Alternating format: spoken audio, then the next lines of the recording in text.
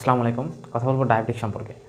Diabetics খুবই মারাত্মক আকারে বৃদ্ধি পাইছে এবং এটা অনেক বিস্তার একটা রোগ, যেটা এখন কম বেশি সবার মধ্যেই দেখা যাচ্ছে। আর ডায়াবেটিক্স যে শুধু বয়স্কদের হয় এমনও না, আবার আহ, শুধু মোটা মানুষদের হয় এমনও না। ডায়াবেটিক্স সম্পর্কে আমাদের একটা কনসেপ্টটা ক্লিয়ার থাকা জরুরি এবং এটার ভয়াবহতা সম্পর্কে আমাদের জানা উচিত, অবশ্যই সতর্ক থাকা উচিত।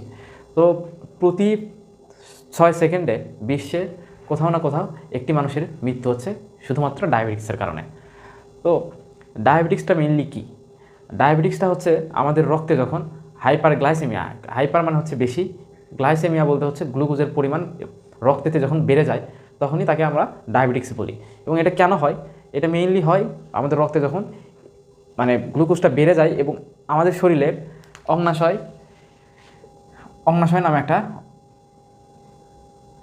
গ্রন্থি, যাকে বহিঃক্ষরা এবং অন্তঃক্ষরা উভয় গ্রন্থি বলা হয়, যেটা দেখতে অনেকটা পাতার মতো, সেই অগ্নাশয়ের বিটা সেল থেকে, অগ্নাশয়ের একটা সেলের নাম হচ্ছে বিটা সেল, সেই বিটা সেল থেকে আমাদের ইনসুলিন তৈরি হয়।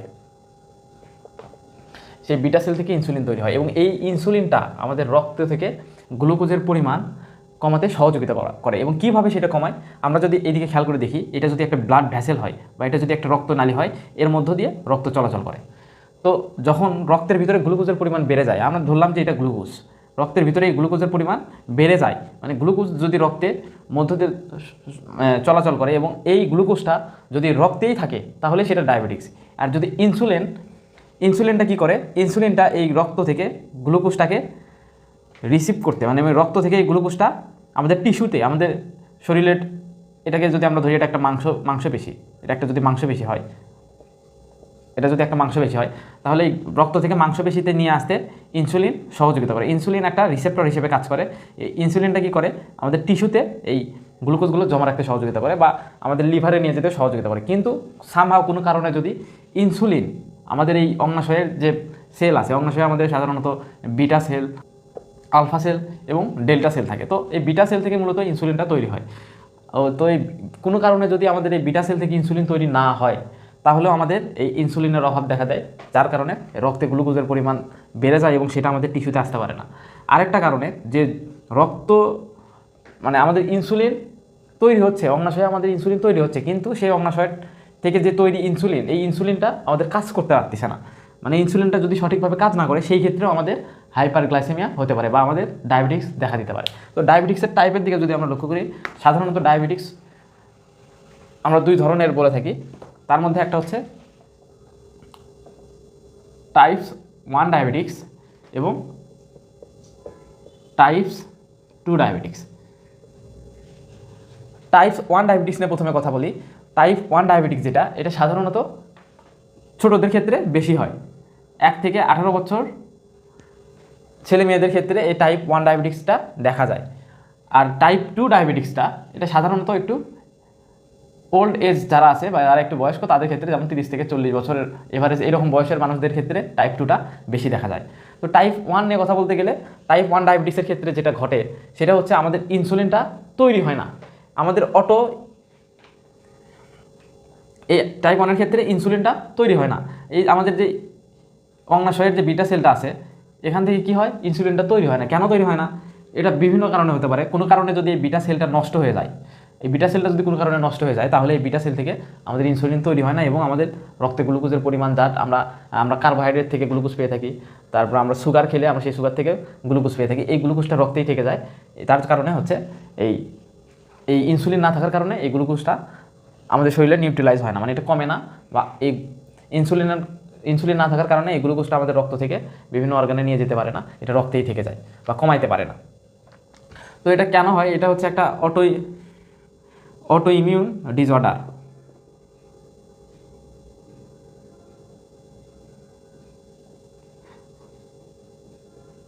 অটো ইমিউন ডিসঅর্ডার বলতে কী বোঝায়? যখন আমাদের শরীরের ইমিউনিটি সিস্টেম কখনও কোনো জীবাণুকে ধ্বংস করতে নিয়ে বা কখনও আমাদের কোনো ইনফেকশনের বিরুদ্ধে বা কোনো কিছু ধ্বংস করতে নিয়ে ভুলক্রমে আমাদের শরীরের কোনো একটা সেলকেই আক্রমণ করে বসে, তখন আমরা সেটাকে বলি অটো ইমিউন বা অটো ইমিউনিটি ডিসঅর্ডার। তো এই অটোইমিউন ডিসঅর্ডার হলে কি হয়, এটা আমাদের শরীরে অনেক সময় অটোইমিউন ডিসঅর্ডারের কারণে আমাদের বিটা কোষটাকে নষ্ট করে ফেলে। তখন কি হয়, তখন এই বিটা সেল যে আছে আমাদের এই বিটা কোষটা ইনসুলিন তৈরি করতে পারে না। সেই ক্ষেত্রে আমাদের এই টাইপ 1 ডায়াবেটিক্সটা দেখা যায়। মানে আমাদের মানে ইজি ভাষায় বলতে গেলে হচ্ছে আমাদের শরীরে যখন ইনসুলিন তৈরি হয় না, সেটা হচ্ছে টাইপ 1 ডায়াবেটিক্স। এবং টাইপ 2 ক্ষেত্রে কী হয়, টাইপ 2 ক্ষেত্রে আমাদের শরীরে এই টাইপ 2 ডায়াবেটিক্সটা এই কারণেই হয় যে আমাদের শরীরে ইনসুলিন তৈরি হচ্ছে, কিন্তু আমাদের শরীরের যে ইনসুলিনের কিন্তু কাজটা সঠিকভাবে করতে পারতেছে না। এই আমাদের শরীরে ইনসুলিন রেজিস্টার হয়ে যাওয়ার কারণেও এটা হতে পারে, বা আমাদের শরীরের কোনো ফাংশনে অন্য কোনো সমস্যার কারণে আমাদের এই কাজ প্রপারলি করতে পারে না। এটা মেইনলি আমাদের শরীরে মানে ইনসুলিন রেজিস্ট্যান্টের কারণে হতে পারে। রেজিস্ট্যান্ট হয়ে গেলে আমাদের হয়তো কাজ করতে পারতেছে না। সাপোজ আমাদের শরীরে ইনসুলিন তৈরি হচ্ছে, আমাদের শরীরের ইনসুলিনটা কী করে, আমাদের শরীরের কোষে ব্লাড থেকে এটা সাপোজ ইনসুলিন, এইগুলো হচ্ছে ব্লাডের সুগার। ইনসুলিনটা কী করে, আমাদের এই কোষের এই সুগারটাকে এই কোষে নিয়ে আসতে সহযোগিতা করে। সাপোজ এখানে আমাদের ইনসুলিন আমাদের শরীরে আছে, কিন্তু ইনসুলিন আসতেছে এখানে, কিন্তু ইনসুলিনটা এটা রিসিভ করতে পারতেছে না, কারণ এটা বা যে পরিমাণে করতে পারার কথা সেই পরিমাণে পারতেছে না, তুলনামূলক কম কাজ করতেছে। সেই ক্ষেত্রে আমাদের এই টাইপ 2 ডায়াবেটিক্সটা দেখা দিতে পারে। তো এর আরেকটা ডায়াবেটিক্স আমাদের কমনলি দেখা যায়, মেইনলি যে ডায়াবেটিক্সের মধ্যে যে আমরা যেটা দেখি সেটা মেইনলি টাইপ 2 ডায়াবেটিক্সটাই আমরা সচরাচর বেশি দেখি। প্রায় 70 থেকে 80% ক্ষেত্রে আমরা এই টাইপ 2 ডায়াবেটিক্সটা দেখে থাকি। সাধারণত আমাদের চোখে যে সকল ডায়াবেটিক্স পড়ে সেগুলো টাইপ 2 ডায়াবেটিক্সের মধ্যে পড়ে। এখন এই টাইপ 1 টাইপ 2 ডায়াবেটিক্স আপনি একটা সাধারণত রক্তের একটা পরীক্ষার মাধ্যমে এটা জানা যায়।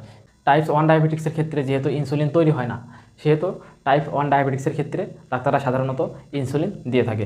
এবং টাইপ 2 ডায়াবেটিক্সে যেহেতু ইনসুলিন তৈরি হয় কিন্তু ইনসুলিন কাজ করে না, সেজন্য অনেক সময় ডাক্তারেরা টাইপ 2 ডায়াবেটিক্সের জন্য বিভিন্ন ওষুধ মেডিসিন দিয়ে থাকে। এবং কখনো কখনো ইনসুলিনেরও প্রয়োজন পড়ে থাকে, বা ইনসুলিনও ডাক্তারেরা দিয়ে থাকে টাইপ 2 ডায়াবেটিক্সের জন্য।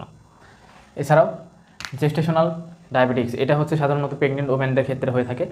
বাচ্চা পেটে আসার প্রথম 3 মাসের মধ্যে এই জিনিসটা বেশি দেখা যায়। তো এর ফলে একটা গর্ভবতী মায়ের ব্লাডে গ্লুকোজের পরিমাণ বেড়ে যেতে পারে, তখন ডাক্তাররা অনেক সময় ইনসুলিন সাজেস্ট করে এবং বাচ্চা জন্মের পরে সাধারণত এটা ভালো হয়ে যায়। এবং পূর্বের বাচ্চার ক্ষেত্রে যদি ডায়াবেটিক্স থাকে তাহলে দ্বিতীয়বারের ক্ষেত্রে এটার চান্স অনেক বেশি থাকে। আমরা যদি ডায়াবেটিক্সের কমপ্লিকেশনের দিকে খেয়াল করে দেখি, বা এটা যে সকল সমস্যার সৃষ্টি করতে পারে, তার মধ্যে একটা হচ্ছে ম্যাক্রোভ্যাসকুলার ডিজিজ আর একটা মাইক্রোভ্যাসকুলার ডিজিজ। তো ম্যাক্রোভ্যাসকুলার ডিজিজ বলতে বোঝায় যে বড় বড় ভ্যাসেল যেগুলো আছে, আমাদের বড় বড় যে ব্লাড ভ্যাসেল আছে বা রক্তনালী আছে, সেগুলোর যে সমস্যা সৃষ্টি করে সেটা মেনলি হচ্ছে ম্যাক্রোভ্যাসকুলার ডিজিজ। তো ম্যাক্রোভ্যাসকুলার ডিজিজের মধ্যে আমাদের হতে পারে সেরিব্রোভ্যাসকুলার ডিজিজ। এটা আমাদের মানে সেরিব্রোভ্যাসকুলার ডিজিজ বলতে এটা আমাদের সেরিব্রাল বা আমাদের ব্রেনের বা আমাদের নিউরনের যে ভ্যাসেলগুলো আছে সেগুলোতে রোগ সৃষ্টি করতে পারে। এবং করোনারি আর্টারি ডিজিজের ক্ষেত্রে যদি আমরা খেয়াল করি, এটা আমাদের হার্টের ডিজিজ। করোনারি আর্টারি মানে এটা আমাদের হার্ট অ্যাটাকের রিস্ক বাড়ায় এবং হার্টের রোগ সৃষ্টি করতে পারে। কী ধরনের রোগ সৃষ্টি করতে পারে? এটা মেইনলি ডায়াবেটিক্সের কারণে মেইনলি আমাদের ব্লাড ভ্যাসেলে সমস্যা হতে পারে। এটা কেন হয় আমরা যদি খেয়াল করে দেখি, একটা রক্তনালীর মধ্য দিয়ে সবসময় গ্লুকোজের পরিমাণ বেড়ে যাওয়ার কারণে রক্তনালীর মধ্য দিয়ে গ্লুকোজ সবসময় যাচ্ছে। এই গ্লুকোজ দীর্ঘদিন ধরে রক্তনালীর মধ্য দিয়ে যাওয়ার ফলে আমাদের ব্লাড ভ্যাসেলগুলো অনেকটা সরু হয়ে যায়। যখন সরু হয়ে যায় তখন আমাদের এই রক্তনালীগুলো আমাদের প্রপার যে নিউট্রিশন বা প্রপার যে রক্ত নিয়ে যাওয়ার কথা সেটা পারে না। কারণ আমরা স্বাভাবিকভাবে চিন্তা করলে বুঝতে পারি যে একটা বড় নালী দিয়ে যে পরিমাণে রক্ত যাওয়ার কথা, একটা ছোটো নালী দিয়ে কিন্তু ওই পরিমাণে যায় না। এর ফলে আমাদের এই সমস্যাগুলো দেখা যায়। এবং পেরিফেরাল ভাস্কুলার ডিজিজ, মানে পেরিফেরাল বলতে আমাদের হাত পায়ের দিকে যে সকল ভ্যাসেলগুলো আছে এই সকল ভ্যাসেলের সমস্যা হতে পারে। এবং ম্যাক্রোভাস্কুলার ডিজিজ, ম্যাক্রো বলতে আমাদের ছোটো ছোটো যেগুলো নালীতে সমস্যা হতে পারে। ডায়াবেটিক্স রেটিনোপ্যাথি বলতে এটা মেনলি আমাদের চোখের যে সকল নার্ভ আছে সেই সকল নার্ভের ইফেক্ট করে এবং আমাদের দৃষ্টিশক্তিতে অনেক সমস্যার সৃষ্টি করে। ডায়াবেটিক্সের কারণে কিন্তু আমরা আমাদের দৃষ্টিশক্তি হারাই ফেলতে পারি বা আমরা চোখে কম দেখতে পারি। তো সেটাকেই মেইনলি বলা হয় ডায়াবেটিক্স রেটিনোপ্যাথি। এবং ডায়াবেটিক্স নেফ্রোপ্যাথি বলতে বোঝায় এটা মোস্ট একটা কমন ডায়াবেটিক্সের ফলে যে কিডনির সমস্যা হয়, এটা খুবই কমন। তো কি হয় সাধারণত আমাদের কিডনির যে কোষ বা কিডনির একককে বলা হচ্ছে নেফ্রন। এটা কি করে, আমাদের যখন ব্লাডের ভিতরে যখন আমাদের গ্লুকোজের পরিমাণ বেড়ে যায় তখন এই ব্লাডগুলো কিন্তু ব্লাডগুলো থেকে যে ওয়েস্ট প্রোডাক্ট সেগুলো কিন্তু আমাদের কিডনি ছাঁকনির মতো কাজ করে। মানে পরিশোধিত করে রক্তটাকে। তখন কি হয়, এই গ্লুকোজগুলোর কারণে নেফ্রনের উপরে একটা চাপের সৃষ্টি হয়, যে গ্লুকোজটা বের হতে পারে না, এই গ্লুকোজটাকেও ছাকতে হয়। তখন এই নেফ্রন বেশি কাজ করার ফলে নেফ্রনগুলো নষ্ট হয়ে যায়, এর ফলে আমাদের কিডনি ফেলিয়ার হতে পারে। এবং এটা যখন আমাদের ব্লাডের মধ্যে যখন হচ্ছে আমাদের এই গ্লুকোজ থাকে বেশি, তখন আমাদের এই ব্লাড থেকে গ্লুকোজটা বেশি বের হয়ে যাওয়ার জন্য আমাদের ইউরিনটাও বেশি বেশি পাস করতে হয়, আমাদের বেশি বেশি ইউরিনটা পাস হতে হয়। তার ফলে আমাদের শরীর থেকে বেশি বেশি ওয়াটার বের হয়ে যায়। আর এই কারণে ডায়াবেটিস হলে আমাদের অতিরিক্ত যে ইউরিন সিক্রেশন এটা বেড়ে যায়, আমাদের মূত্রত্যাগ স্বাভাবিকের থেকে অতিরিক্ত হয়ে যায় শুধু এর ফলেই। তো এর জন্য আমাদের কিডনিকে বেশি কাজ করতে হয়। তো কমনলি আমাদের যে ডায়াবেটিক্স রেটিনোপ্যাথি এটা দেখা দেয়। এবং ডায়াবেটিক্স নিউরোপ্যাথি, এই নিউরোপ্যাথি বলতে সাধারণত বোঝায় যে আমাদের নিউরনে এই ডায়াবেটিক্সটা ইফেক্ট করে। নিউরনে কীভাবে ইফেক্ট করে, আমাদের যে নিউরনে কিন্তু অসংখ্য ওই ক্যাপিলারিস আছে, নিউরনে কিন্তু সেখান থেকে কিছুটা ব্লাড বা তার পুষ্টি পেয়ে থাকে। তো এই যখন নিউরনে যখন ইফেক্ট করে তখন আমাদের এই ডায়াবেটিক্স নিউরোপ্যাথি দেখা দেয়। এবং এই ডায়াবেটিক্স নিউরোপ্যাথির কারণে আমরা আমাদের যে কাজ স্বাভাবিক এটা ভালোভাবে করতে পারি না, আমাদের অ্যাক্টিভিটি অনেকটা লেস হয়ে যায়, আমরা আমাদের ভিতরে অনেকটা উইকনেস দেখা দেয়।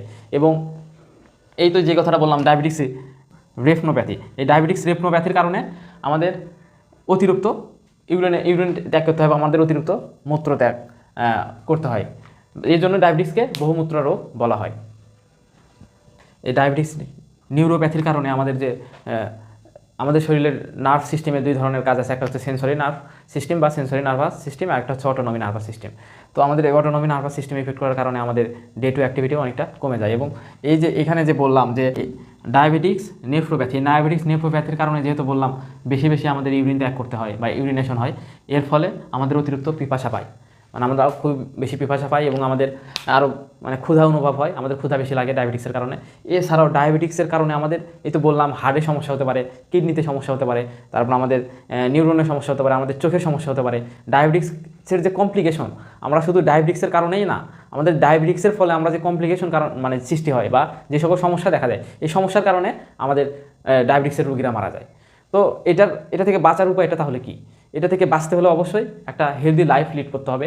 আমাদের ডে টু অ্যাক্টিভিটি আমরা একদমই খুবই কম করি, আমাদের ডে টু অ্যাক্টিভিটি কাজগুলো বাড়াতে হবে, আমাদের হার্ড ওয়ার্ক করতে হবে। আমরা যে খাবারটা খাচ্ছি সেখান থেকে যেরকম আমাদের শরীরে যে গ্লুকোজ আমাদের শরীরে যে অতিরিক্ত ফ্যাট আকারে যেগুলো জমা হয়ে থাকছে সেগুলোকে বার্ন করতে হবে। এগুলোকে বার্ন করতে হলে অবশ্যই আমাদের হার্ড ওয়ার্ক করতে হবে বা আমাদের ডে টু অ্যাক্টিভিটির কাজগুলো আরও একটু বাড়াতে হবে। আমাদের এক্সারসাইজের প্রয়োজন আছে, এক্সারসাইজ করতে হবে এবং আমাদের ডায়েটটাকে ম্যানেজ করতে হবে। ডায়াবেটিক্সের জন্য one of the most cause হচ্ছে আমাদের অভ্যাস, আমাদের হ্যাবিট। আমরা হাত দিয়ে যা পাই আমরা তাই খাই, আমাদের খাবার অবশ্যই পরিমাণ মতো খেতে হবে এবং আমরা যে পরিমাণে খাবার খাচ্ছি সেই পরিমাণে আমাদের হার্ড ওয়ার্কটাও করতে হবে। ডায়াবেটিক্সের কমন আরেকটা কমপ্লিকেশন হচ্ছে, যাদের ডায়াবেটিক্স হয় তাদের কমন আরেকটা ডিজিজ দেখা যায়, সেটা হচ্ছে ডায়াবেটিক্স ফুড বা ডায়াবেটিক্স ফুড। ডায়াবেটিক্সের কারণে পায়ে যে একটা আলসারের সৃষ্টি হয়, ফুড আলসার যাকে বলে। এই ফলে কি হয়, এটা অল্প একটু যদি ইনফেকশন হয়, ডায়াবেটিক্সের রোগীর জন্য ইনফেকশিয়াস ডিজিজগুলো খুব তাড়াতাড়ি ছড়ায়। তো অবশ্যই এদের খুব নিরাপদে থাকা উচিত এবং ইনফেকশন যাতে না হয় সেই দিকে খেয়াল রাখা উচিত। এবং এদের একটু যদি ইনফেকশন হয়, ইনফেকশনের কারণে শুধু ইনফেকশনের কারণেই না, এই ডায়াবেটিক্সের কারণেই আলসারের সৃষ্টি হয়ে যায়। কারণ আমাদের যে আমি একটা কথা বললাম এখানে, পেরিফেরাল ভাস্কুলার ডিজিজ, পেরিফেরাল যে ভ্যাসেল আছে, ব্লাড ভ্যাসেল আছে পায়ের অংশের দিকে, এগুলো ব্লাড ভ্যাসেলগুলো অনেক চিকন হয়ে যায়, ফলে সেই দিক দিয়ে প্রপারভাবে যে রক্ত সঞ্চালন সেই জিনিসটা ঘটে না, ফলে প্রপার অক্সিজেন পায় না, ফলে ওই জায়গায় যদি কোনো ইনফেকশন হয়ে যায় ওটা খুব মারাত্মক আকার ধারণ করে এবং একটা সময় তার পায়ের ওই অংশটা প্রথমে কেটে ফেলতে হয়, প্রথম দিকে হয়তো বা কিছু অংশ কেটে ফেলতে হয়, পরে আবার যদি কমপ্লিকেশন দেখা যায় অনেক সময় তার এই অ্যাম্পুটেশনের মাধ্যমে তার পা কেটে ফেলার প্রয়োজন পড়ে। তো এরকম অনেক সমস্যা এই শুধুমাত্র ডায়াবেটিক্সের কারণেই হয়। আমাদের অবশ্যই উচিত এই রোগটাকে গুরুত্ব দেওয়া, এই জিনিসটা থেকে অবশ্যই আমাদের যে নিজেদেরকে রক্ষা করার বা এটার ভয়াবহতা সম্পর্কে সচেতন হয়ে যেন আমাদের মধ্যে এই সকল ডিজিজ গ্রো করতে না পারে, সেই সকল একটা হেলদি লাইফ আমরা যেন লিড করতে পারি, সেদিকে আমাদের সতর্ক থাকা উচিত। এবং যে কথাটা বললাম, হার্ড ওয়ার্ক আমাদের করতে হবে এবং আমাদের এক্সারসাইজ করার প্রয়োজন আছে। আমাদের খাবার থেকে সুগারটা কম খেতে হবে। চিনি, আমরা যে পরিমাণে চিনি খাই, এই চিনিকে বলা হয় হোয়াইট পয়জন বা সাদা বিষ বলা হয়। চিনি আমাদের যে ক্ষতিটা করে, এগুলো আমাদের জানতে হবে এবং এগুলো জেনে আমাদেরকে এগুলো অবশ্যই মানতে হবে।